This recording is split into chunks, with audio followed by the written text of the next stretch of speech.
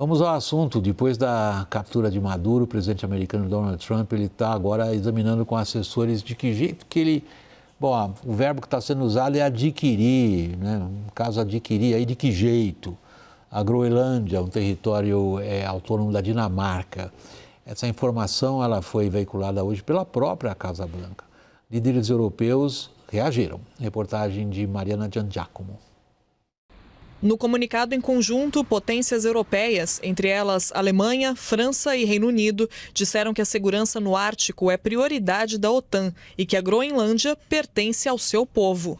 Os líderes ressaltaram a importância da parceria com os Estados Unidos como integrante da aliança militar, mas alertaram que os americanos devem respeitar a Carta da ONU.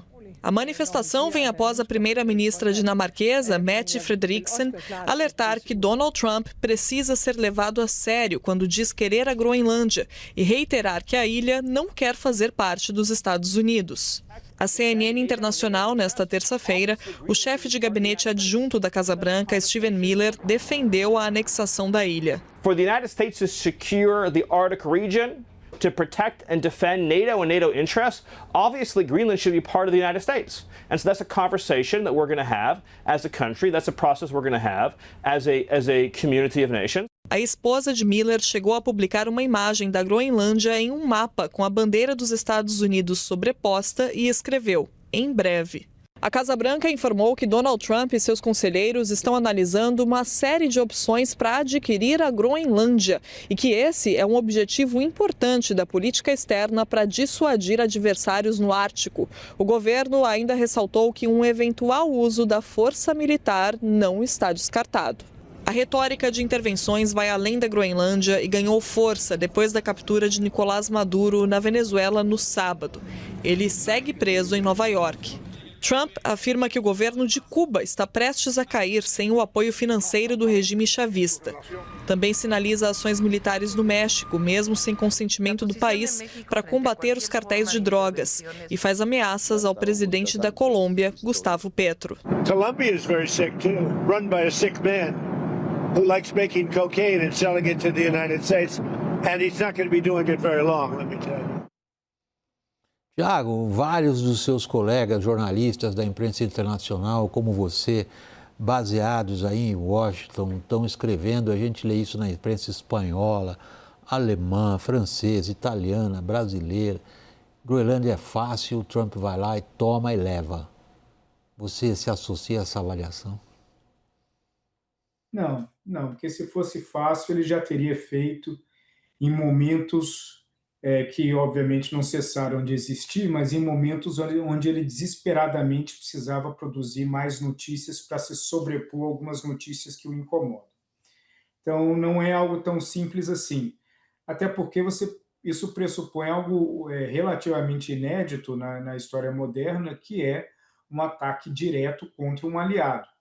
Qualquer outro tipo de negociação, eu não vejo como a Dinamarca e como uma forma mais ampla a União Europeia, pode colocar um preço, uma condição, algo na mesa. O mundo ele não oferece um mecanismo que seja tão fácil de fazer isso, senão pelo uso da força. Então, eu acho que para o Trump, as ideias elas vão sendo construídas à medida que as promessas são feitas. E esse é o problema mais preocupante do momento, é o tamanho da promessa em relação à Groenlândia que ele fará. Não parece haver limites para as ambições dele. E ele tem um comportamento nas últimas 72 horas, pelo menos, de alguém que se sente tão embevecido de si, ele já é, né? Bastante embevecido de si mesmo.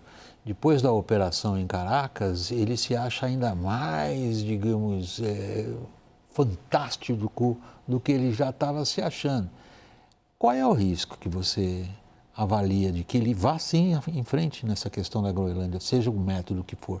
Eu acho que depois da operação da madrugada de sábado em Caracas, essas ameaças do Donald Trump ganharam um significado diferente, né? Assim, para o mundo inteiro, quer dizer, havia uma série de especulações sobre até onde ele iria com a Venezuela e tal, de que agora ele exerceria pressão econômica, né, para ver se dava resultado. E ele foi lá e e ordenou uma operação assim, incrivelmente ousada, né? Essa é a palavra. Então, não dá mais para ignorar como bravatas, blefes, as coisas que o Donald Trump fala nessas questões aí, né? Ele olha as Forças Armadas Americanas como um veículo, né, de atingir os sonhos, os objetivos que ele coloca. E ao longo deste ano, ele falou de forma mercantilista, assim, de explorar as riquezas da Ucrânia, a faixa de Gaza com uma abordagem imobiliária, mas mesma coisa, expulsando os palestinos, inclusive. Falou assim agora da Venezuela, ele fala dessa forma, da Groenlândia, fala em invadir a Colômbia, invadir... Lorival, ilustrando o seu argumento, nós estamos exibindo um mapa que estamos publicando, inclusive por sugestão tua, que a gente agradece muito.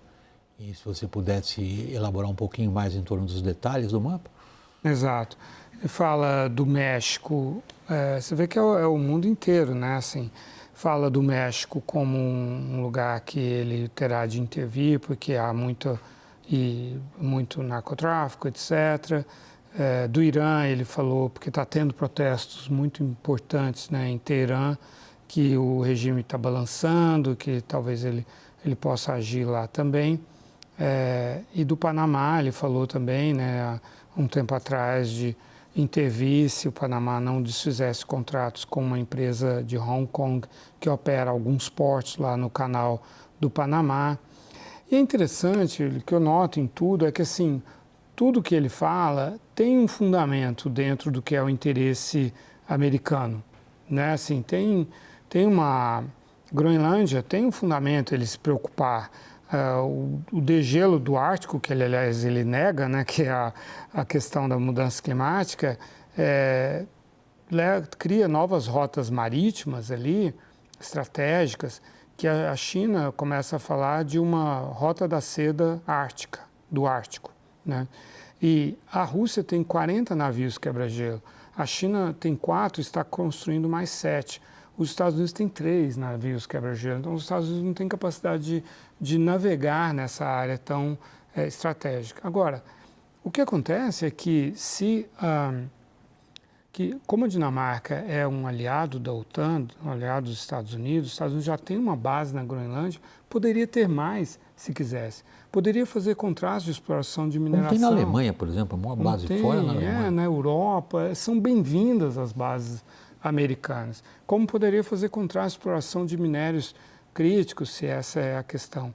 E só para finalizar, hoje o senador republicano, que é da Comissão de Defesa, né, de Assuntos das Forças Armadas do Senado, o nome dele é Don Bacon, ele trouxe um dado assim, que chega a ser emocionante. Ele falou assim, olha, mais dinamarqueses per capita morreram no Afeganistão, na guerra liderada pelos Estados Unidos para se proteger da Al-Qaeda e do Talibã, do que americanos. Ou seja, é um tremendo aliado dos Estados Unidos que ele está ameaçando. Bom,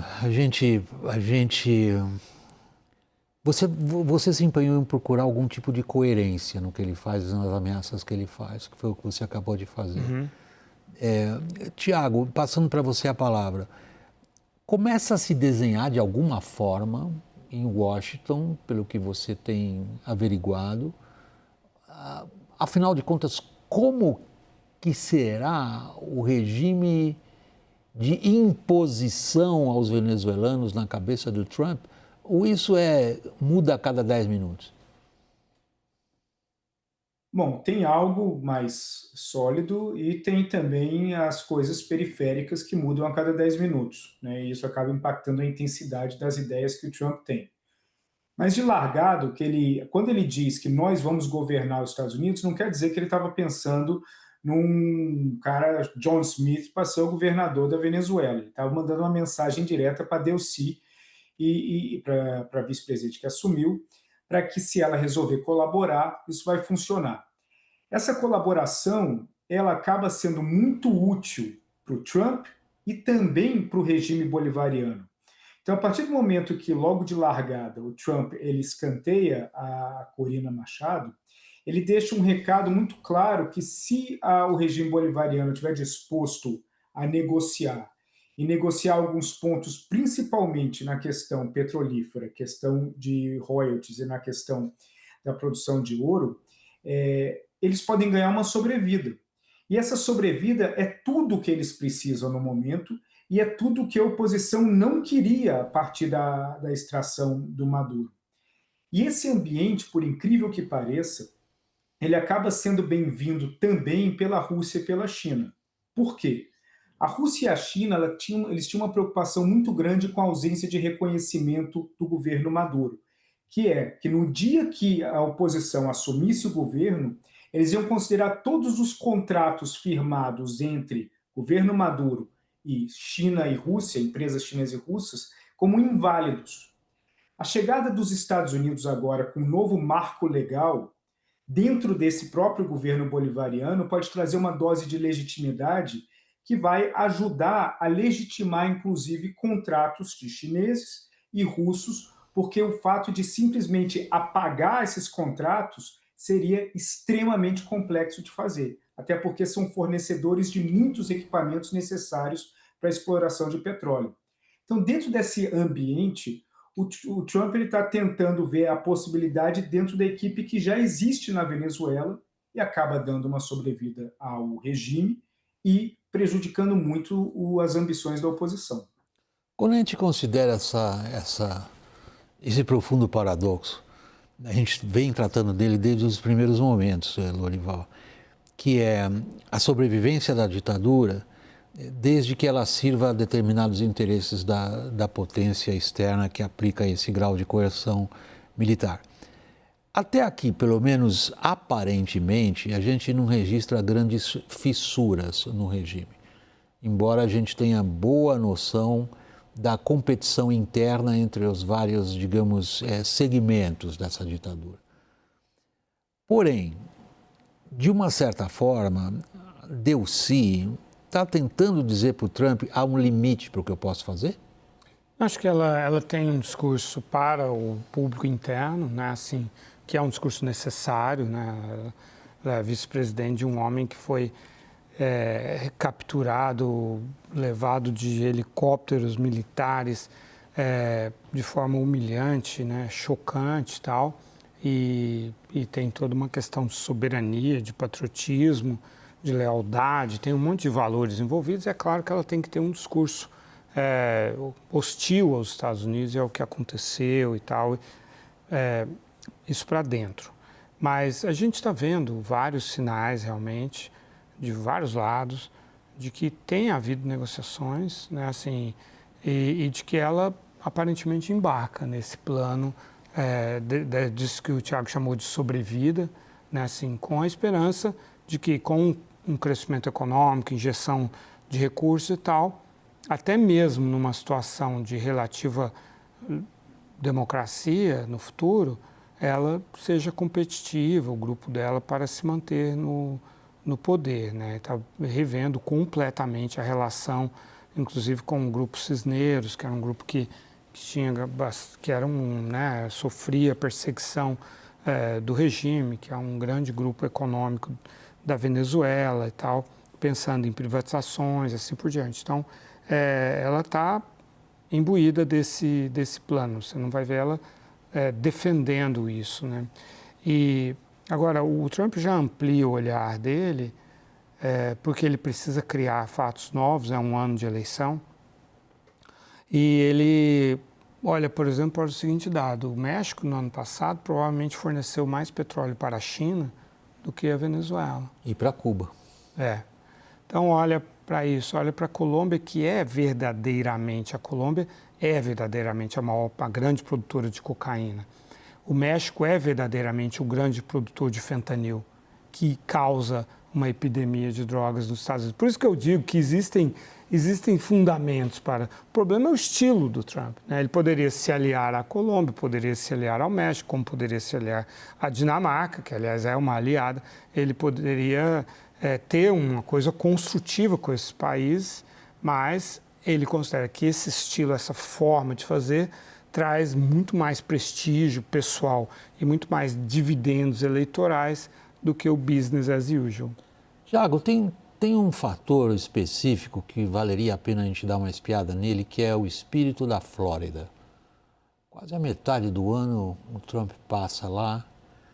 E ele tem no Marco Rubio um personagem, entre todos os que o cercam, um personagem que ganhou grande projeção nos círculos internos e na definição de condutas e de estratégias. Marco Rubio é filho de cubanos, ele tem fala espanhol fluentemente, natural, bilíngue. Ele tem uma postura em relação ao que é a Donry, a doutrina Donry em relação à América Latina, talvez ainda mais, digamos, acentuada do ponto de vista da capacidade de exercer coerção militar dos Estados Unidos do que o próprio Trump.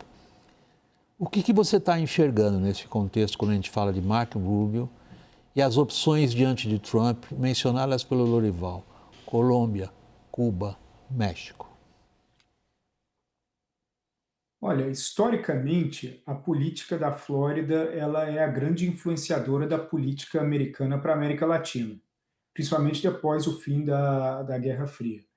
Isso faz com que toda a postura do governo americano em relação à América Latina ela acabe obedecendo certos parâmetros. Se nós observarmos a agenda americana para a América Latina, ela tende a girar ao redor de temas negativos: imigração ilegal, narcotráfico, corrupção, etc, etc. Então, é uma agenda onde a abordagem inicial é uma abordagem que ela já inicia com contrapartes latino-americanas de um ponto de vista negativo. Então, essa influência da Flórida na política americana ela é eleitoralmente muito importante, porque o latino da Flórida ele tende a ser mais republicano do que o latino da Califórnia, por exemplo, justamente por essa influência cubana, que acabou gerando uma linha muito importante quando empresários cubanos saíram da ilha, logo quando Fidel Castro assume, vão para os Estados Unidos e criam uma base de comércio muito forte, eles se relacionam com muitos partidos, né, com os democratas e republicanos, mas ao longo do tempo isso vai afunilando muito em relação aos republicanos. Então é um grupo que tem dinheiro e tem capital político e tem um tema na cabeça, que é Cuba. Quando ocorre a chegada do Chávez e posteriormente do Maduro, uma situação muito similar passa a acontecer com os venezuelanos que vão morar na Flórida. Isso dobra ainda mais esse tipo de abordagem, fazendo com que tenhamos um triângulo muito claro em relação à América Latina a partir de Washington. E, na verdade, um quadrado, que é imigração ilegal, narcotráfico, Cuba e Venezuela. Esses são temas muito fortes na Flórida e eleitoralmente para o Trump, que já estava observando que em Miami ele não estava indo muito bem nas pesquisas até um mês atrás. E olhando que vai ser uma disputa cadeira a cadeira nas eleições desse ano, essa é uma ação muito forte para ele na Flórida e muito importante. Talvez valesse a pena a gente dar uma mencionada no que a OEA decidiu e discutiu hoje. Que relevância tem? Ela foi muito contundente em relação à operação americana na Venezuela. Exato. Essas organizações, né, tanto a OEA quanto a CELAC, né, acabam ficando divididas por causa das visões diferentes dos governos, dos alinhamentos a favor ou contra o governo Trump, né? Mas realmente a OEA conseguiu ser um pouco mais, tem conseguido, aliás, ser mais coerente na defesa da democracia e na defesa da soberania. Isso dá um pouco mais de consistência para a posição da OEA do que a CELAC, por exemplo, que tem uma carta a favor da democracia, mas foi fundado em Caracas, 2011, quando Hugo Chávez já era um líder autoritário, tem na sua carta a defesa da democracia e dos direitos humanos e tem na sua composição Venezuela e Cuba, que não faz sentido. Não se pronunciou em 2024 diante da fraude eleitoral na Venezuela e agora também não conseguiu fazer um comunicado, né? Mas é por isso, porque a região está atônita e desunida, né, dividida diante do fenômeno Trump. Então tem aqueles que buscam se mostrar como fiéis aliados, como é o caso do presidente da Argentina. Vamos ter em breve um presidente do Chile, que assume em março, que adotará essa posição também, né? O José Antônio Cast. Na Argentina, Javier Milei. Você tem no Equador, agora tem na Bolívia um presidente de direita também. No Peru também. Então, nesses lugares, o Trump vai encontrar essa acolhida e vai ser capaz de dividir o continente, enquanto que Brasil, Uruguai, Colômbia vão liderar aí a resistência ao Trump.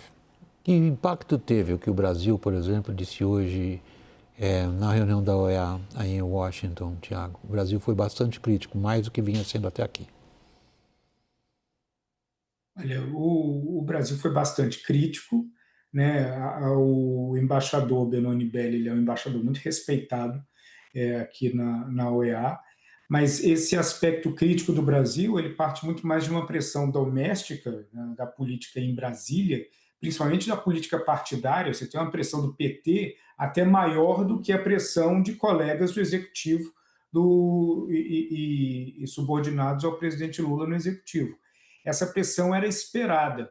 E eu vejo que isso não vai necessariamente se transformar num problema para essa nova relação que vai amadurecendo entre o Trump e o Lula, justamente porque o lado americano ele espera isso do Brasil. Mas o fato de você ter uma condenação muito dura do Brasil agora também não apaga o fato de que nos dias que antecederam a ação contra o Maduro, o Brasil também adotou uma postura relativamente leve e que isso foi percebido em Washington, de que eles imaginavam que em outros carnavais a postura do Brasil poderia ser bem mais estridente nos dias e nas semanas que antecederam a extração do Maduro. Por último, Lourival, tem um minuto ainda. Algumas agências de classificação de risco dizem o seguinte: as críticas brasileiras elas talvez atrasem um pouco, mas não impedem o entendimento com os Estados Unidos em torno de tarifas? Eu tenho certeza disso também, e isso está provado porque o presidente Lula criticou duramente na cúpula da CELAC, no período ali da COP30, os planos de Trump e já os bombardeios das embarcações no Caribe e Pacífico Oriental. Depois, no encontro entre os dois, no dia 26 de outubro, lá em Kuala Lumpur, na cúpula da ASEAN também, o Lula foi bastante firme em criticar, chamou de catastrófica uma eventual intervenção dos Estados Unidos na Venezuela. Então, isso já está precificado na relação, e o desejo do Trump de levar adiante com essa relação boa, acho que até recebe incentivos com a crise da Venezuela. Ele não quer dar a impressão de que está abrindo muitas crises na América Latina.